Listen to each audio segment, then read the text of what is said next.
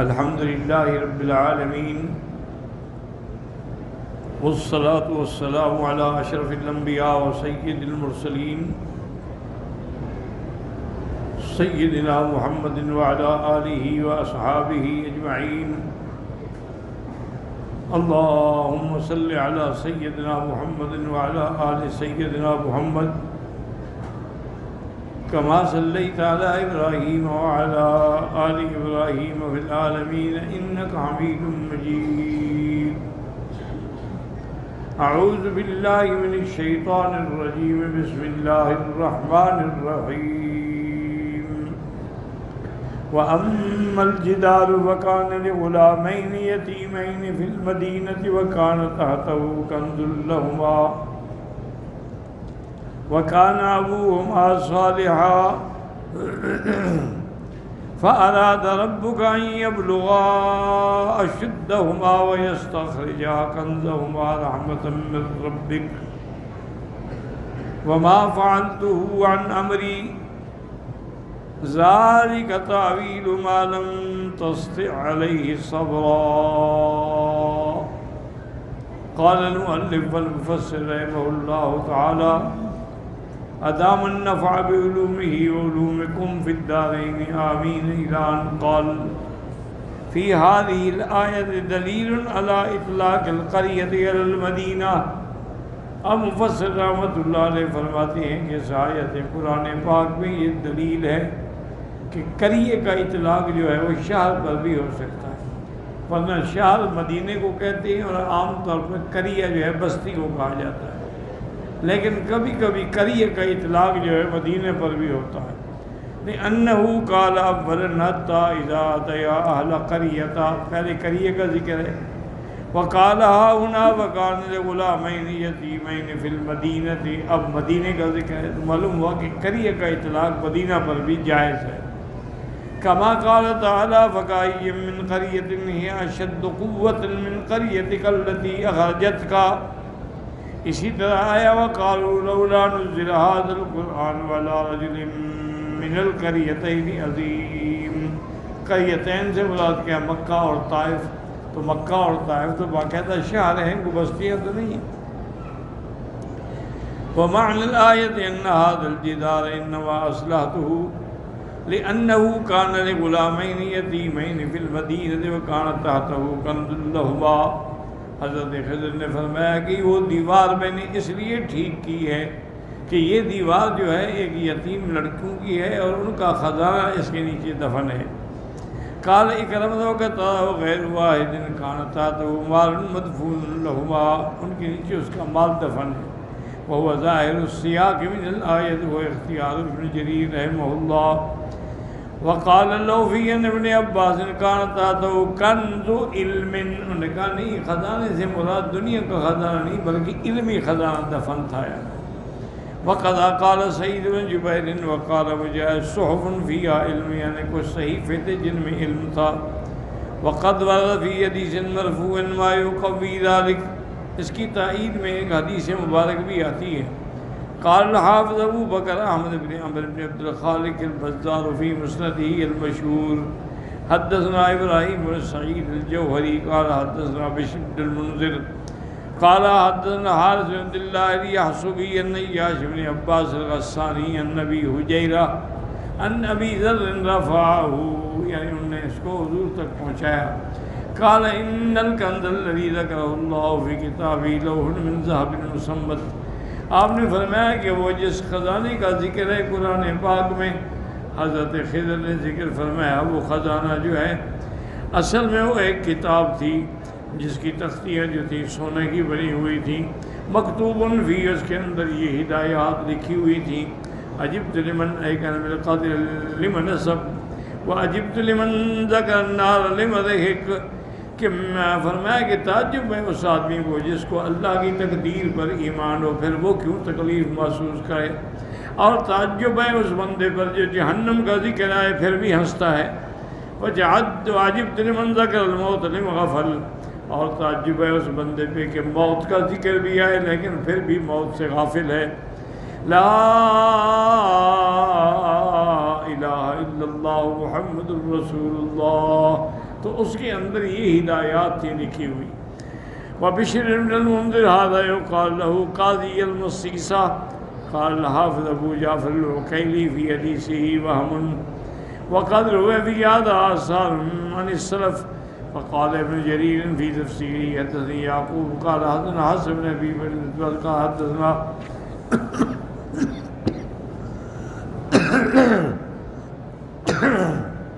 حدثنا سلمة عن نعيم الأنبري وكان من جلساء الحسن. قال سمعت الحسن یعنی البصری رحمہ اللہ تعالی یقول حضرت بصری فرماتے تھے وکان تحتہ کنز لہما، ان کے نیچے خزانہ ہے. وہ خزانہ کیا تھا؟ لوح من ذہب، ایک سونے کی تختی تھی جس میں یہ لکھا ہوا تھا بسم اللہ الرحمن الرحیم عجبت لمن یؤمن بالقدر کیف یحزن. تعجب ہے اس بندے پہ جس کو تقدیر پر بھی ایمان ہے، پھر پتہ نہیں وہ غمگین کیوں ہوتا ہے. وعجبت لمن یؤمن بالموت کیف یفرح، اور جس کو موت پر بھی یقین ہے، حیرت ہے کہ وہ کیسے خوش رہتا ہے. وعجبت لمن یعرف الدنیا وتقلب بأہلها کیف یطمئن الیہا، اور تعجب ہے اس بندے پہ جو دنیا کے الٹ پلٹ ہیر پھیر دیکھتا ہے، کبھی امیر کبھی غریب، کبھی دن کبھی رات، پھر پتہ نہیں کیسے مطمئن بیٹھتا ہے. لا الہ الا اللہ محمد رسول اللہ.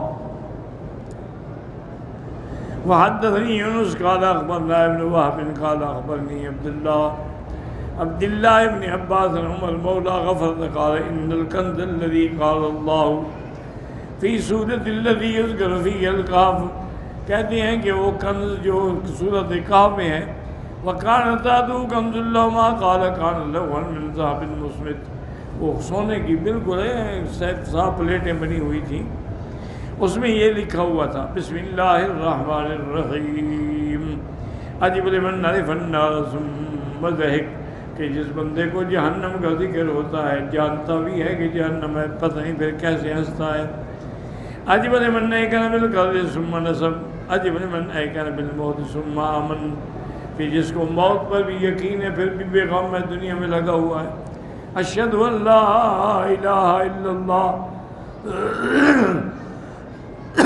واشہد ان محمدا عبدہ ورسولہ.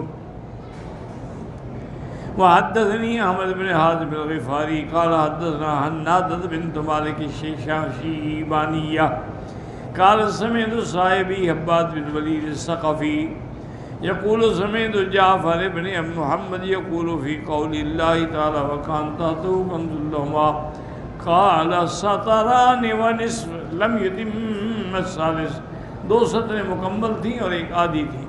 لکھا ہوا تھا عجبت للمؤمن بالرزق کیف یطاب، جس بندے کو یقین ہے کہ میرا رزق اللہ نے مقدر رکھا ہے وہ مجھے ملے گا، پھر پتہ نہیں کیوں اپنے آپ کو عذاب میں ڈالتا ہے. وعجبت للمؤمن بالحساب کیف یغفل، جس کو پتہ ہے کہ حساب ہوگا وہ کیسے غافل ہے. وعجبت للمؤمن بالموت کیف یفرح، جس بندے کو موت کا یقین ہے پتہ نہیں پھر وہ خوش کیسے ہوتا ہے.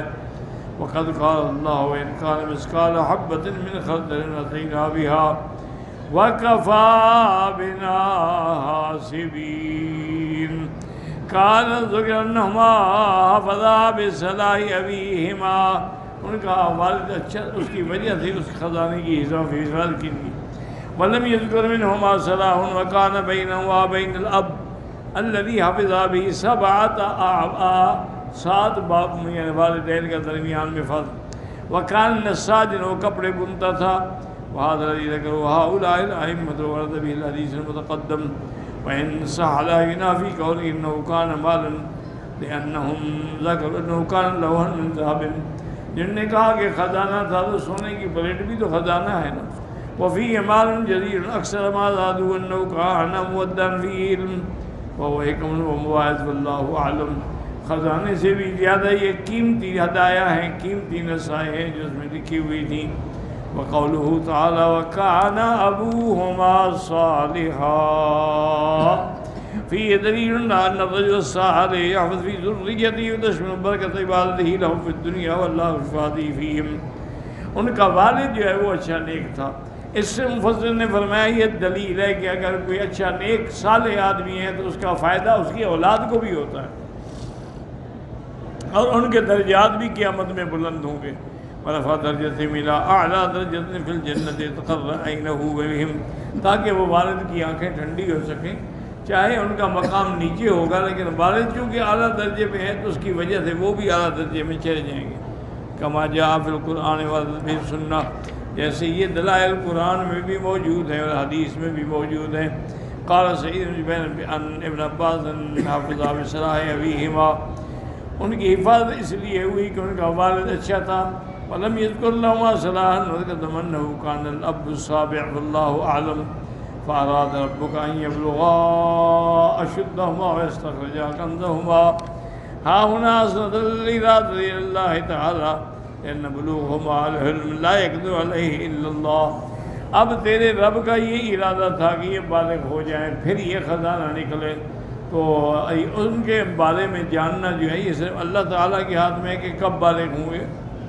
وقال في الغلام فأردنا أن يبدلهما ربهما خيرا من زكاة. وقال في عن عيبها والله أعلم. قوله تعالى رحمة من ربك ما فعلته عن أمري، أي هذا الذي فعلته في هذه الأحوال الثلاثة إنما هو من رحمة الله من ذكرنا من نصاب السفينة.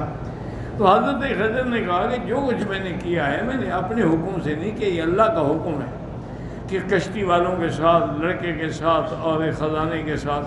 وما فعلته عن امری لکنی امرت بہ وقفت علیہ، مجھے حکم ملا ہے اللہ کی طرف سے. وفیہ دلالۃ لمن قال بنبوۃ الخضر علیہ السلام، اسی وجہ سے بعض لوگوں نے دلیل پکڑی ہے کہ خضر علیہ السلام جو ہیں وہ بھی اللہ کے نبی ہیں.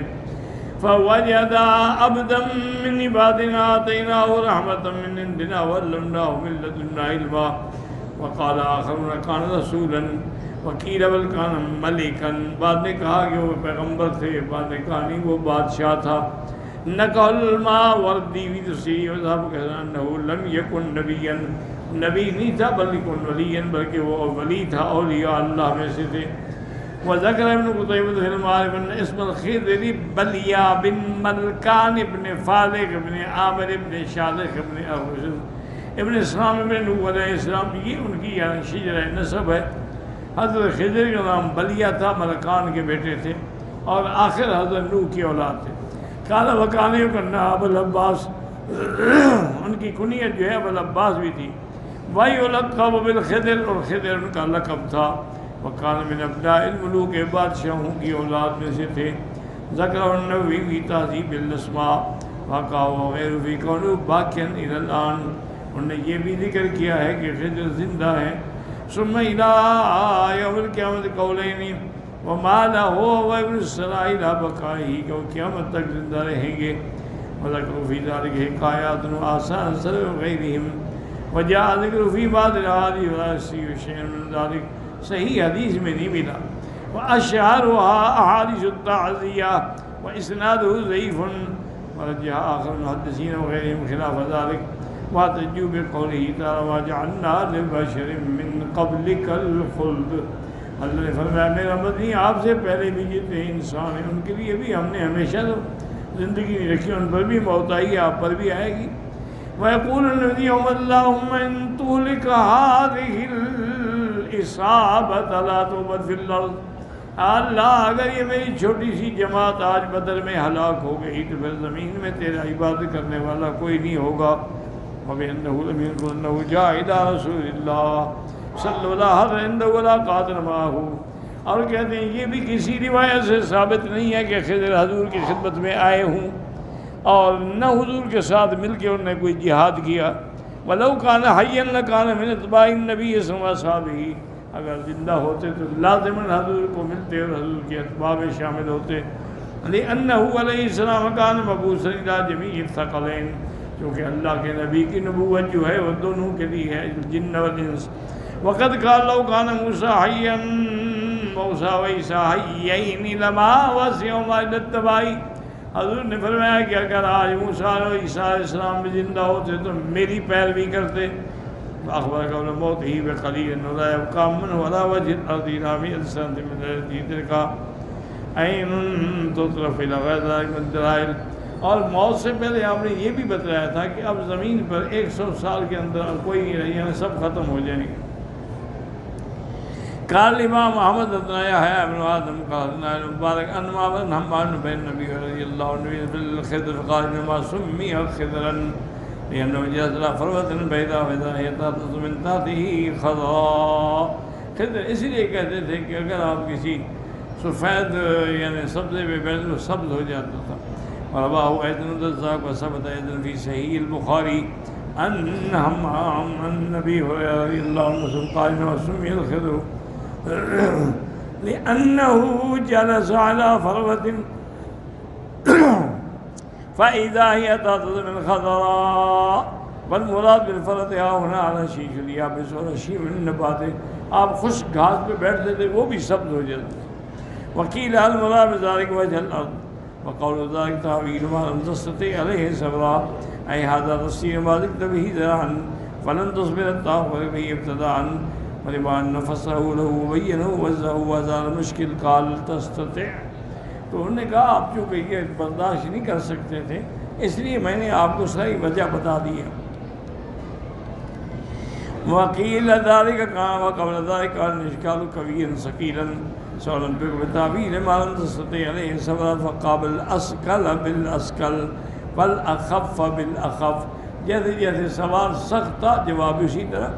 فمستطاعوا أن يظهروه وصدر أعلاه ومستطاعوا له نقبا وشك من ذلك وقابل كلا بما يناسبه لفظا ومعنى والله أعلم. فإن قيل ما بال فتى موسى في أول قسم يذكر بعد ذلك. اب کہتے ہیں ایک سوال یہ پیدا ہوتا ہے کہ پہلے تو موسیٰ علیہ السلام کے ساتھی کا ذکر آتا رہا ہے لیکن بعد میں پھر اس کا ذکر کوئی نہیں آیا. فالجواب ان المقصود بالسیاق انما هو قصة موسیٰ مع الخضر ولكن ما كان بينهما فتى موسیٰ معه طبعا. اصل قصہ تو موسیٰ علیہ السلام کا اور خضر کا ہے. وہ یوشع تو آپ کے تابع تھے. وقد صرف الاحاديث المقدمة في السياق انه يوشع بن نون وهو الذي كان يلي بني اسرائيل بعد موسیٰ علیہ السلام. حضرت موسیٰ علیہ السلام کے بعد بنو اسرائیل کے اندر اللہ نے اس کو سرداری دی اور نبوت دی. وهذا يدل على ظهور ما ورد في اسقاط ابن حميد قال حدثنا سند قال حدثني مساق حسن بن ابي ان كما قال كيل لابن عباس لم نسمع لفتى موسى بذكر في حديث كان معه قال بعد في حديث الفتى قال شرب فتى الماء فخلد. اس نے پانی پیا وہ ہمیشہ کے لیے وہ بھی امر ہو گیا. فاخذه والعالم طابق به سفینہ ثم أسرف البحر بالنار به إلى يوم القيامة. اس کو ایک کشتی میں بٹھا کے دریا میں ڈال دیا گیا وہ ہمیشہ چلتا رہے گا. وذلك أنه لم يكن له أن يشرب منه وشرب. اس کو اجازت نہیں تھی کہ اس پانی حیات مال حیات کا پئیں لیکن یہ سب ضعیف روایات ہیں. وابوہ غیر معروف. اس کے بعد کا بھی کوئی ذکر نہیں آیا. اصل میں اب اس قصے کا الحمدللہ آج انتہا ہو گئی ہے. تو سمجھ لیں کہ ایک تو موسیٰ علیہ السلام اللہ کے نبی تھے اللہ کے رسول جو راجع بات. دوسری راجع بات یہ ہے کہ خضر علیہ السلام نبی نہیں تھے بلکہ اللہ کے اولیاء میں سے ولی تھے. نمبر 3 کہ علم غیب اللہ کے سوا کسی کو نہیں. اس لیے جب موسیٰ علیہ السلام نے کہا کہ میں بڑا عالم ہوں امتحان میں آ گیا. اور حضرت خضر نے بھی بتایا کہ جو علم تیرے پاس ہے وہ میرے پاس نہیں ہے اور جو علم میرے پاس ہے وہ تیرے پاس نہیں ہے کیونکہ اللہ کے علم کا کوئی مقابلہ ہی نہیں کر سکتا. یہ دو باتیں جو ہیں یہ سمجھ آ گئی. تیسری بات یہ بھی ہے کہ جو کچھ انہوں نے کیا وہ اللہ کے حکم سے کیا ورنہ کسی لڑکے کو قتل کر دینا نعوذ باللہ. دیکھو نا دیوار بنا دینا تو ایک اچھی بات ہے نا لیکن کسی کی کشتی کو توڑ ڈالو کہ غرق ہو جائے یا بچے کو قتل کر دو بغیر کسی تو یہ اللہ کے حکم سے تھا. اور اس میں حکمتیں تھیں کہ اگر کشتی کو نہ توڑتے تو بادشاہ کشتی لے جاتا اور بچے کو قتل نہ کرتے تو اس کی محبت میں اس کے والدین جو تھے وہ بھی کفر میں پڑ جاتے. حضرت خضر علیہ السلام نے باقی حضرت یوشع جو ہیں وہ آپ کے ساتھ تھے ساتھ رہے نہ انہوں نے کوئی ماء الحیات کا پانی پیا. ان کا ذکر بعد میں اس لیے نہیں آیا کہ اصل قصہ تو موسیٰ علیہ السلام اور خضر کا ہے. یوشع تو آپ کے تابع. اور تیسری بات یہ ہے یہ جو لوگوں میں مشہور ہے کہ خضر زندہ ہے قیامت تک یہ بات بھی غلط ہے. اگر خضر زندہ ہوتے سب سے پہلے وہ حاضر ہوتے حضور کی خدمت میں حضور پر ایمان لاتے حضور کا کلمہ پڑھتے آپ کے صحابی بنتے کیونکہ حضور نے فرمایا کہ آج اگر اللہ تعالیٰ دوبارہ عیسیٰ اور موسیٰ علیہ السلام کو بھیج دیں تو وہ بھی میری شریعت کی اتباع کریں. واللہ تعالیٰ اعلم و علمہ اتم.